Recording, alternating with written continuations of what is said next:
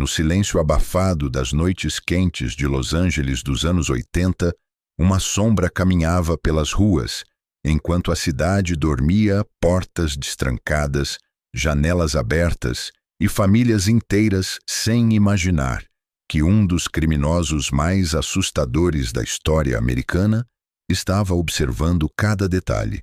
Ele não escolhia a idade, não escolhia a classe social, não seguia padrão algum, ele simplesmente aparecia e deixava para trás medo, sangue e perguntas sem resposta.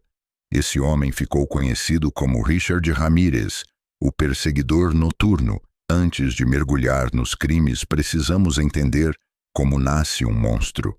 Richard nasceu em El Paso, no Texas, em 1960, em uma família marcada por violência, abusos e medo. Desde muito cedo ele presenciava agressões dentro de casa e cresceu isolado, estranho e perturbado. Mas existe um detalhe sombrio que muitos acreditam ter sido decisivo.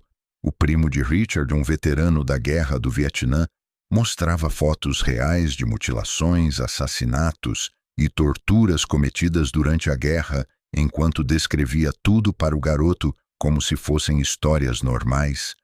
Richard ficava fascinado. O mesmo primo chegou a matar a própria esposa na frente dele durante uma discussão. Richard viu o disparo, viu o sangue e viu o corpo cair. Ele tinha apenas 13 anos.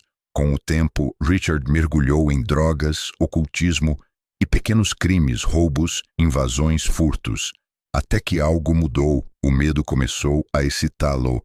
O controle sobre as vítimas virou uma obsessão. Então, em 1984, começaram os ataques. Los Angeles, naquela época, parecia um cenário perfeito para um pesadelo, calor intenso, noites abafadas, casas vulneráveis e uma sensação de falsa segurança.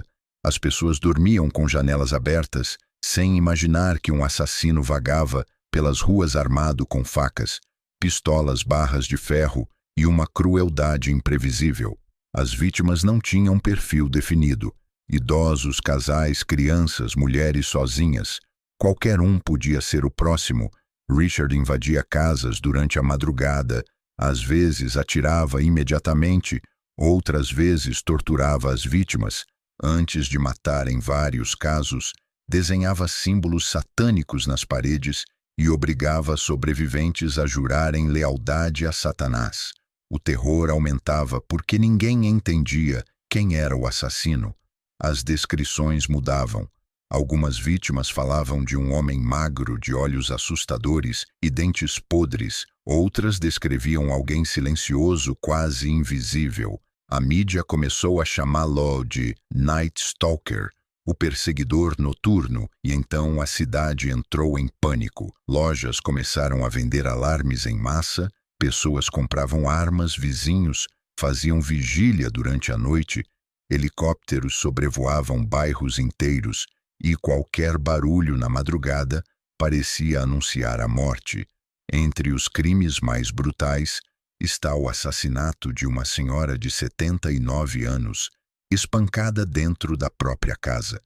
Em outro caso, Richard matou um casal enquanto o filho pequeno estava na residência.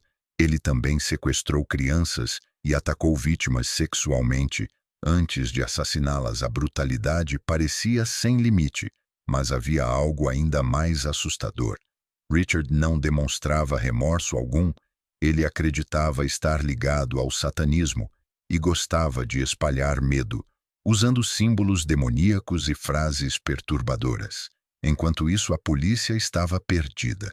Sem internet, sem câmeras espalhadas pelas ruas e sem tecnologia moderna, a investigação caminhava lentamente. Cada cena de crime parecia pertencer a um criminoso diferente, até que os investigadores começaram a notar padrões.